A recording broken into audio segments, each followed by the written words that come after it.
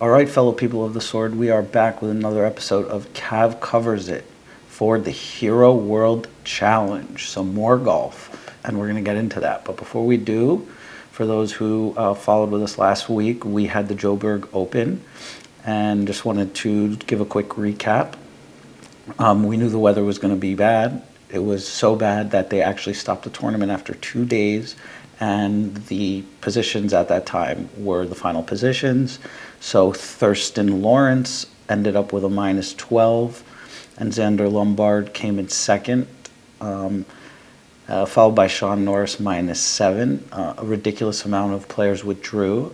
Niall Kearney was -1, which wasn't that bad with the weather, and he actually withdrew after the first day. So I think some of these golfers knew how bad the weather was going to be and figured there was a good chance that we might not make it through. So it was like a ridiculous number of withdrawals. I think Zach told me like 13 or 15 or something, some crazy number. I don't know what the record is, but we didn't finish up the tournament. And the other thing I wanted to mention was that this kid, Angel Hidalgo, a young Spanish player, ripped the boards on day one.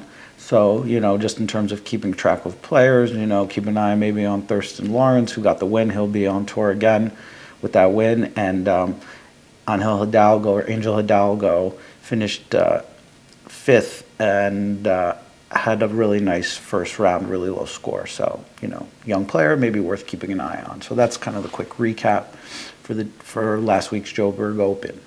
Let's go ahead and transition over to the Hero World Challenge. We are in the Bahamas, in the Albany, Bahamas, on a par 72.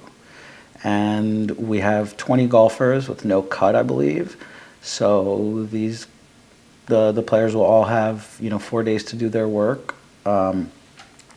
Quickly, we'll take a look at past winners. So going back to 2015, we were at Albany, Bahamas. So 2019 was Henrik, and he got it done with -18. 2018 was Ram, and he got it done with -20. 2017 was Ricky, and he got it done with -18. 2016 was Deki Matsuyama, and he got it done -18. And Bubba in 2015 got it done with a -25. So we're going to be looking for somewhere around an 18 to 20, let's say. Somewhere around there should get it done. So we're talking about overall a course that's relatively easy when comparing it to par. Quickly take a look at the weather for Albany, Bahamas, because it's something that sometimes we forget to do. Overall, the weather is pretty sunny. Let's take a look. Around 80 degrees, give or take, each day. Thursday, winds will work up to 12 miles an hour from 9 a.m. to 3 p.m., and then work their way back down a little bit towards 7 miles per hour at 9 p.m. So about 9 to 12 miles an hour of wind. Friday, again, about 7 to 10 miles an hour of wind, pretty consistent all day. So Saturday, about 9 to 10 miles an hour of wind again. And then Sundays, about 8 to 11 miles an hour wind, a little bit windier. So no real rain or anything like that, but as you can see, we're going to have the wind be a factor this week.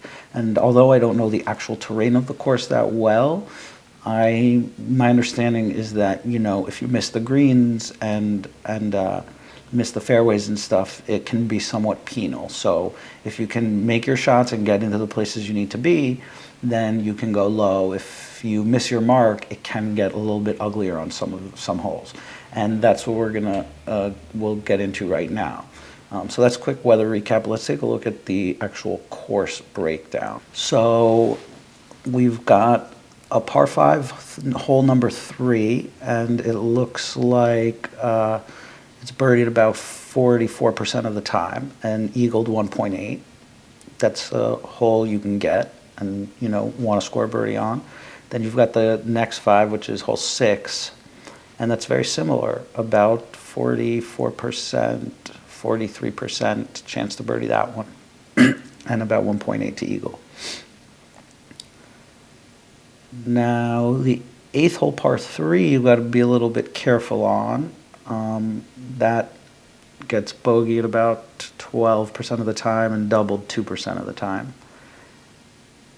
The par 5 you really want to get is actually 15. It's birdied of almost 57% of the time, and it is eagled 5.3% of the time. Finishing the round into the 18th hole, however, is pretty tough, as that one's doubled 8% of the time and bogeyed 14.7%. So, you know, we really want to bogey and double avoid on 18. You want to get in on 18 with a par, and I suspect that, you know, the golfers at the top of the board closing out their rounds, those who can, you know, save par or even find a way to birdie it, you know, will put themselves in a position throughout the 4 days to really have a chance to win. All right, so just quickly taking a look at the hole composition, we've got 3 par 3s, 175 to 200 yards. We've got 4 par 4s, 450 to 500, and we've got 3 par 5s, 550 to 600 yards. So in the model, I focus my mixed condition model on those hole lengths, and let's go ahead and take a bit of a look what the model spit out for us. So as we take a look at the model here, we're looking over the last 36 rounds, and you can see the values that we've assigned percentage-wise to each category. Greens in regulation is 15, and so on and so forth. So as we look at the ranks here over the last 36 holes, I have Hovland as number 1, Berger as number 2, JT 3, Colin as 4, Tony Finau is 5, Bryson is 6, Burnsy is 7, Xander at 8, Abe at 9, Webb at 10.